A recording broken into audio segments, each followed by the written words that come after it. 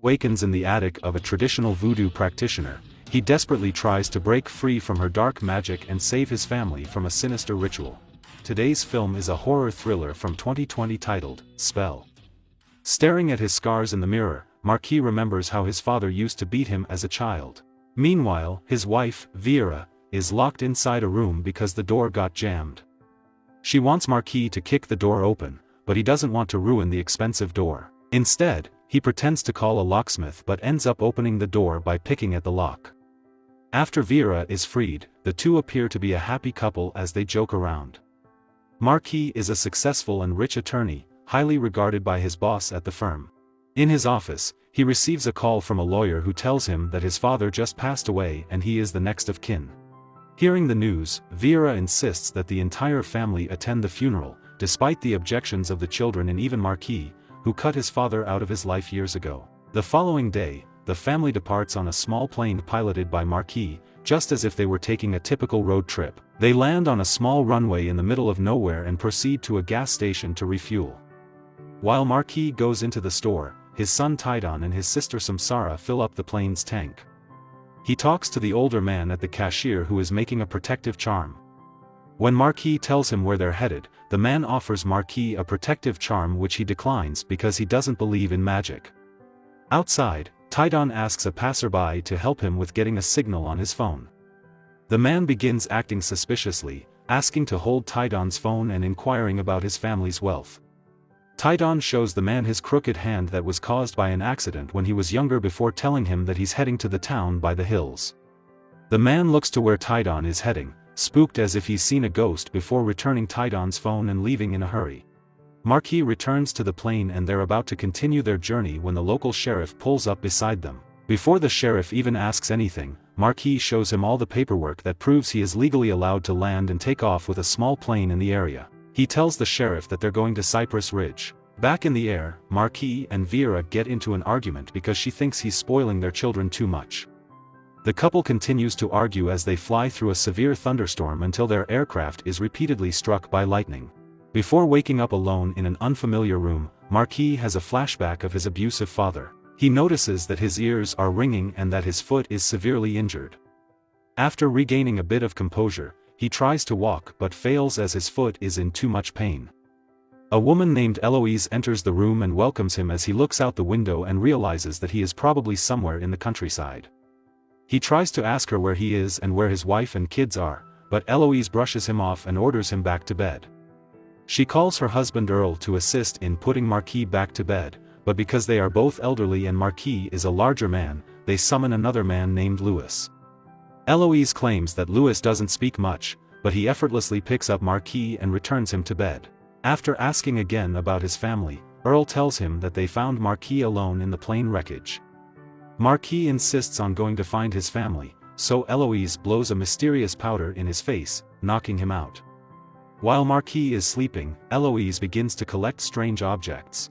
While Louis digs a hole in the yard, she combines various items such as dirt, blood and spit to create a voodoo doll. At night, Marquis is woken up by Eloise and immediately asks her help to call an ambulance and a search team for his family. She says the hospital is too far away and she doesn't have a phone, so she shows him a voodoo doll she made that is supposed to resemble him. She reveals that she is a voodoo shaman and promises that if good things happen to the doll, good things will happen to Marquis as well. She sets the doll by the window and pours a line of salt for protection, then leaves the room. After a while, Marquis forces himself to walk to the window and escape to the roof. He sneaks around in the rain and ends up on top of a roof that has a hole in it, enabling him to peer inside the barn. He notices some of the villagers gathered and singing, and Eloise promises to heal them of their ailments. They're going to use animal sacrifices that night, but Earl mentions that they will use something better once the blood moon comes. She then heals a mute woman by placing a sacrificed cat's tongue on her voodoo doll, then a blind man is healed with the cat's eyes. With his new cat-like eyes, the man sees Marquis peeking from the rooftop and says it out loud, causing Marquis to flee while Eloise and Earl head back to check on him. Marquis manages to return to the room in time, though Eloise still suspects him because the window is open. Marquis pretends to be oblivious and expresses his disbelief in magic and voodoo. This seems to offend Eloise, who says she has to believe in voodoo because they don't have access to proper healthcare and must rely on alternative means. In the morning, Marquis wakes up to the sounds of a phone's notifications. He devours the breakfast left in his room by Eloise, as he hasn't eaten since before his accident. Eloise comes into the room and is delighted to see Marquis finish his plate of breakfast. In an attempt to regain her trust, Marquis praises her cooking and apologizes for what he said last night. Eloise mentions her knowledge of his father's abuse towards Marquis but says that he can't change his soul overnight. When she comes downstairs to fetch a second helping for Marquis, he sneaks to the door and removes the wire in the bell that's hanging from it. When Eloise returns, Marquis inquires about the phone notification sounds, to which she responds that it is only the chow bell. He lets go of the issue and Eloise tells him about the bone casting prediction that she made. She tells him that the bones say he'll see his family during the blood moon, which is coming up in a few days. She urges him to cast the bones, saying that despite moving to a big city he still has magic in his blood. After Eloise leaves and locks the door, Marquis checks the bones that she had left with him and tries to reassemble it like a puzzle. He discovers that the bones make up a hand that has the same shape as his son's. He throws up his food and discovers a piece of skin with his son's tattoo on it. Convinced that the family is up to no good, Marquis decides to pick the door's lock and sneaks downstairs. He almost gets caught because of Earl's noisy bird, but he escapes with a flashlight. He staggers his way through the dark forest, tripping and falling down a small hill. Meanwhile, Eloise finds that Marquis is missing and calls for Earl and Louis to go find him. Marquis lies on the ground for some time, but the memories of his family push him to stand up and wander once more. He eventually finds his plane's wreckage, but upon entering it he sees no trace of his family, only blood spatters. He continues walking and finds a lit cabin nearby, but Louis follows him and knocks him to the ground. Marquis wakes up in the morning and sees from the window that the whole family is taking a carriage to town. Planning to use the opportunity, he checks his foot's injury only to find that the pain has been caused by a big spike that is rammed into his foot. He painstakingly takes out the spike and then heads downstairs to explore the house in an attempt to look for his family. From the kitchen, he sees 3 fresh unmarked graves outside and fears that his whole family was murdered. Marquis decides to dig up the graves, somewhat relieved to find only animal carcasses in them. He then goes to a garage and into the basement where he finds some preserved human remains and voodoo dolls. He also sees a picture of Eloise, Earl, and Louis from the year 1860, indicating that they're actually more than 100 years old. An open spellbook on the table shows that the family is kept young by using what's called the life transference spell on a blood moon, and Marquis realizes that they've been casting this spell on him since he first woke up. Now knowing what he's facing, he remembers his father's words about having to believe for all of it to work. He takes some things from Eloise's magical pantry and returns to the house to make a voodoo doll of his own, hiding it under the stairs of the front porch. When he comes back inside, he hears a ringtone from a phone and starts to look for it. He finds his family's phones stashed in a box and decides to take the only one that still has some power left. Just then, he hears that the family has returned and hurries back to his room. They suspect that he's been walking around and plan to check on his foot, so Marquis is forced to push the spike back into its place. The family comes into his room and is satisfied to find the spike in place, while Marquis pretends to not know what's happening.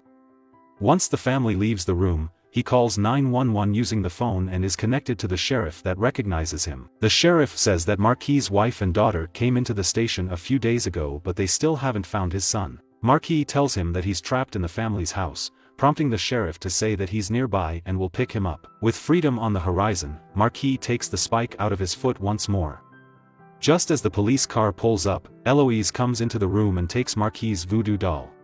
She takes out the doll's tongue and binds its arms so that Marquis is now unable to speak or move his arms. He sees the old couple talk to the sheriff from the window, but he can't scream for help no matter how hard he tries, not even when the sheriff calls him. Instead, Marquis decides to take a few things along with his voodoo doll and escape the house. It's finally time for the blood moon, and Marquis manages to walk in front of the sheriff's car in the woods.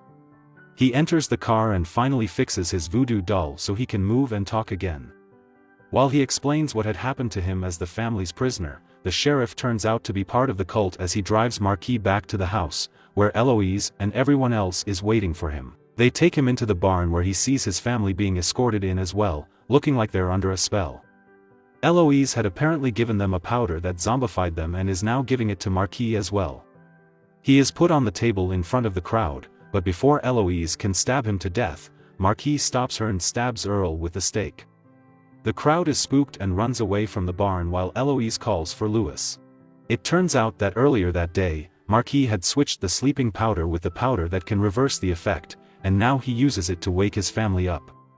They have a tearful reunion, and Marquis discovers that Tidon's hand has been chopped off. He ushers his family out of the barn, saying that they should wait nearby as he finds them a car.